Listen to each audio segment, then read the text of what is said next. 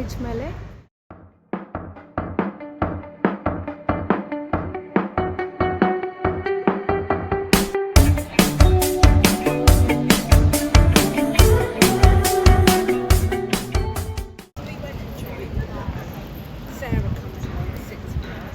ರೋಮನ್ರು ಕ್ರಿಸ್ತಶಕ 50ನೇ ವರ್ಷದಲ್ಲಿ ಮೊದಲನೇ ಬ್ರಿಡ್ಜ್ ಬಿಲ್ಟ್ ಮಾಡಿದ್ರು ಥೇಮ್ಸ್ ರಿವರ್ ಮೇಲೆ. ಅದು ಕಟ್ಟಿಗೆಯಿಂದ ಮಾಡಲ್ಪಟ್ಟಿತ್ತು. ಆಮೇಲೆ ಇನ್ನೊಂದು ಕಲ್ಲಿನಿಂದ ಒಂದು ಬ್ರಿಡ್ಜ್ ಮಾಡಿದ್ರು. ಅದಾದ ನಂತರ ಈ ಸಾಲಿಡ್ ಬ್ರಿಡ್ಜನ್ನು ಕಟ್ಟಿದ್ದಾರೆ. 1973 ಒಳಗೆ ಇದರ ನಿರ್ಮಾಣ ಆಯಿತು. ಸೊ ನಾವೆಲ್ಲ ಲಂಡನ್ ಬ್ರಿಡ್ಜ್ ಅಂದ ತಕ್ಷಣ ನಮ್ಮ ಕಣ್ಣಿಗೆ ಬರೋದು ಅಲ್ಲಿ ಹಿಂದದಲ್ಲ ಆ bridge, but that is actually tower bridge. London bridge ಅಂದರೆ ಇದು ನಾನೇನು ನಡ್ಕೊಂಡು ಹೊರಟಿದ್ದೀನಿ ಅದು.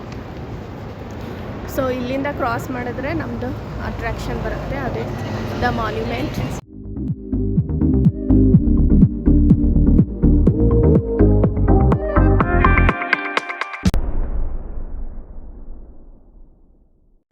ಹಲೋ ಫ್ರೆಂಡ್ಸ್, 1666 ಸೆಪ್ಟೆಂಬರ್ 2 ಪುಡ್ಡಿಂಗ್ ಲೇನ್ನ ಒಂದು ಬೇಕ್ರಿಯಲ್ಲಿ ಬೆಂಕಿ ಕಾಣಿಸ್ಕೊಳ್ತು. ಆಗಿನ ಕಾಲದಲ್ಲಿ ಮನೆಗಳು ಕಟ್ಟಡಗಳೆಲ್ಲ ಕಟ್ಟಿಗೆಯಿಂದ ಮಾಡಲ್ಪಟ್ಟಿದ್ದು, ಆಮೇಲೆ ಎಲ್ಲ ಹತ್ತಿರ ಇದ್ದು. ಹೀಗಾಗಿ ಬೆಂಕಿ ಬೇಗನೆ ಸ್ಪ್ರೆಡ್ ಆಯಿತು. ನೋಡ್ಬಿಡ್ದು ಅರ್ಧಕ್ಕರ್ಧ ಲಂಡನ್ ನಗರವನ್ನೇ ಆವರಿಸ್ಬಿಟ್ಟು. ಇದರೊಳಗೆ ಸಾವಿರಾರು ಜನ ಮನೆಗಳನ್ನು ಕಳ್ಕೊಂಡ್ರು. 85ಕ್ಕೂ ಹೆಚ್ಚು ಚರ್ಚ್ಗಳು ನಾಶವಾದವು. ಒಂದಲ್ಲ ಎರಡಲ್ಲ, ಸತತ 4 ದಿನಗಳ ಕಾಲ ಲಂಡನ್ ಉರಿಯುತ್ತಿತ್ತು. ಲಂಡನ್ ಹಿಸ್ಟ್ರಿ ಒಳಗೆ ಇದೊಂದು ಭಯಾನಕ ಘಟನೆ. ಇದನ್ನೇ the great fire of London ಅಂತ ಹೇಳ್ತಾರೆ. ಇದಾದ ನಂತರ ಈ ಘಟನೆಯನ್ನು ನೆನೆದು ಹಾಗೂ ಲಂಡನ್ನನ್ನು ಪುನರ್ ನಿರ್ಮಾಣ ಮಾಡುವ ಒಂದು ಉದ್ದೇಶದಿಂದ ಒಂದು ಸ್ಮಾರಕ ಸ್ತಂಭವನ್ನು ನಿರ್ಮಿಸಲಾಯಿತು. ಅದೇ ದ ಮಾನ್ಯುಮೆಂಟ್. ಆಗಿನ ಕಾಲದ ಗ್ರೇಟ್ ಆರ್ಕಿಟೆಕ್ಟ್ ಕ್ರಿಸ್ಟೋಫರ್ ರೆನ್ ಹಾಗೂ ರಾಬರ್ಟ್ ಹುಕ್ ಅವರು ಡಿಸೈನ್ ಮಾಡಿದರು. ಸೊ ಇದು 202 ಅಡಿ ಎತ್ತರ. ಆಮೇಲೆ ಮೇಲ್ಗಡೆ ಹೋಗ್ಬೋದು. 311 ಸ್ಟೆಪ್ಸ್ ಅದಾವ. ಆಮೇಲೆ ನೋಡೋಣ.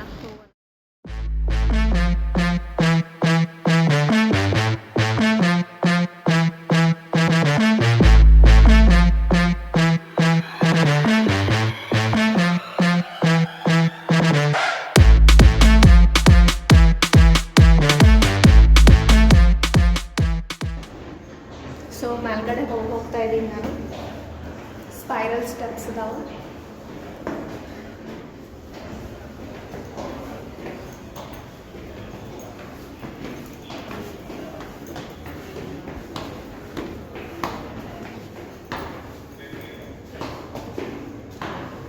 ಸೊ ಇಲ್ಲಿ ಕೂಡ್ಲಿಕ್ಕೂ ಮಾಡಿದ್ದಾರೆ.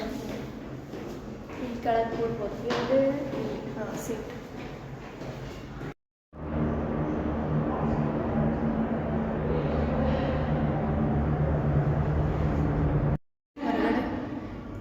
ನೋಡ್ಬೋದು.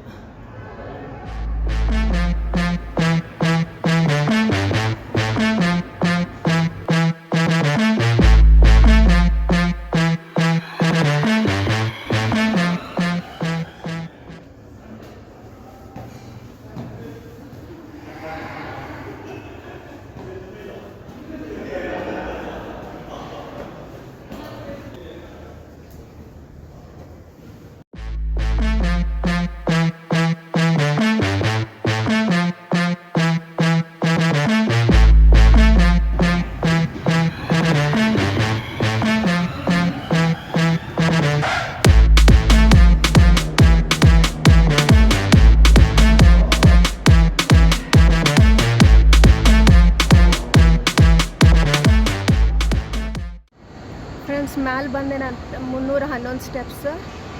ಇದರಲ್ಲಿ ಇಲ್ಲಿದೆ ಜಾಳ್ಗಿ, ಬಟ್ ಒಂದಿಷ್ಟು ಜನ ಇಲ್ಲಿಂದ ಬಿದ್ದು ಆತ್ಮಹತ್ಯೆ ಮಾಡ್ಕೊಂಡ್ರಂತ.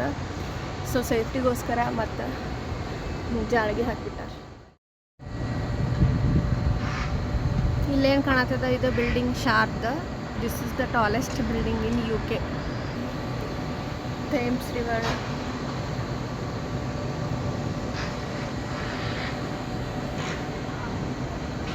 ಅಲ್ಲೇನು ಕಾಣಿಸ್ತದೆ ಅದು ಸೈಂಟ್ ಪಾಲ್ ಕ್ಯಾಥಿಡ್ರಲ್.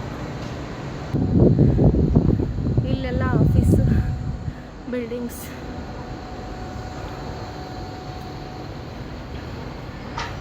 ಆಮೇಲೆ ಟವರ್ ಬ್ರಿಡ್ಜ್. ಇದು ಮ್ಯಾಲೆ ಹೆಂಗೆ ಗೋಲ್ಡನ್ ಕಲರ್ದೇನು ಶೇಪ್ ಕಾಣತ್ತದಲ್ಲ, ಅದು ಹೆಂಗಂದ್ರೆ ಬೆಂಕಿಯ ಕಿಡಿಗಳು ಹೆಂಗೆ ಚಿಮ್ತಿರ್ತಾವಲ್ಲ, ಅದನ್ನು ಥಾಟಲ್ಲಿ ಇಟ್ಕೊಂಡು ಡಿಸೈನ್ ಮಾಡಿದ್ದಾರೆ.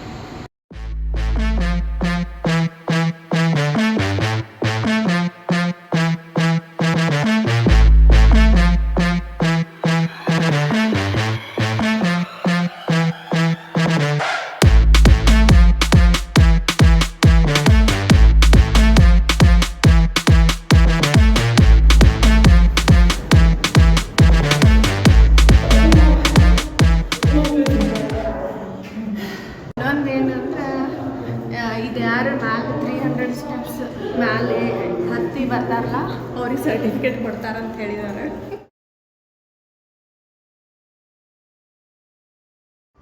ಫ್ರೆಂಡ್ಸ್, ಎಷ್ಟೋ ಸಾರಿ ನಾವು ಬೇರೆ ಬೇರೆ ಸ್ಥಳಗಳಿಗೆ ಹೋಗ್ತೀವಿ, ಅಲ್ಲಿ ಹೋಗಿ ಫೋಟೋ ತಗೊಳ್ತೀವಿ. ಆದರೆ ಆ ಸ್ಥಳ ನಿರ್ಮಾಣ ಮಾಡುವ ಉದ್ದೇಶ, ಅದರ ಹಿಂದಿನ ಇತಿಹಾಸವನ್ನು ತಿಳಿದುಕೊಂಡಾಗ ಆ ಸ್ಥಳವನ್ನು ನೋಡುವ ದೃಷ್ಟಿಕೋನವೇ ಬದಲಾಗಿಬಿಡುತ್ತೆ. ಹೌದಲ್ಲ?